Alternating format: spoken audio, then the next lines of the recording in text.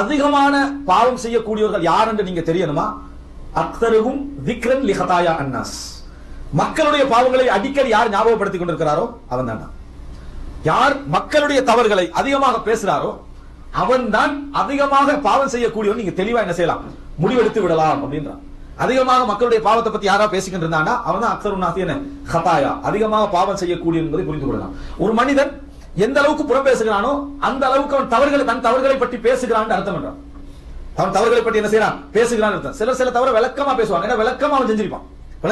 அது காரணம் மக்களை பற்றி அந்த அளவுக்கு பேசுவது மிக முக்கியமான காரணம் என்பதை என்ன செய்யறோம் நம்ம புரிந்து. எனவே என்றைக்கும் அல்லாஹ் நமக்கு மறைச்ச உண்ட நம்ம ஒரு தவறு செஞ்சிருக்கோம். அல்லாஹ் எல்லா மக்களுக்கும் என்னது, எல்லா மக்களுக்கும் அல்லாஹ் தடை போட்டான். எல்லா மக்களுக்கும் அல்லாஹ் தஆலா தடை போட்டான். அல்லாஹ் ரசூல் ஸல்லல்லாஹு அலைஹி வஸல்லம் சொன்னாங்க, நீங்கள் எல்லோருக்கும் பாவிகள் தான், நான் மன்னித்தவர்களை தவிர. அல்லாஹ் தஆலா சொல்வதா ரசூலுல்லாஹ் சொல்லி காட்டாங்க, நான் மன்னித்தவர்களை தவிர எல்லாரும் பாவிகள் தான், எல்லாருமே பாவிகள் தான். எனவே இயன்ற அளவுக்கு மக்களுடைய என்ன விஷயங்களை நம்ம பேசக்கூடாது. அந்த நபீ இப்னு ஹைதம் என்ற அறிஞரே சொல்கிறார், நான் என்ன பற்றியே திருப்தி இல்லாமல், நான் எப்படி மற்றவனை பத்தி என்ன செய்வேன், பேசுவேன். நான் என்னை பற்றி முழுமையாக திருப்தி இல்லாமல் இருக்கிறேன், நான் எப்படி என்னை மற்றவர்களை பற்றி பேசுவேன் என்று சொன்ன அந்த வார்த்தையை நம்ம என்ன செய்கிறோம் பார்க்கிறோம். எனவே அன்புள்ள சகோதரர்களே, புறம் என்பது நமது அமல்களை என்ன செய்துவிடும், மிகவும் அழித்து விடும் என்ற செய்தி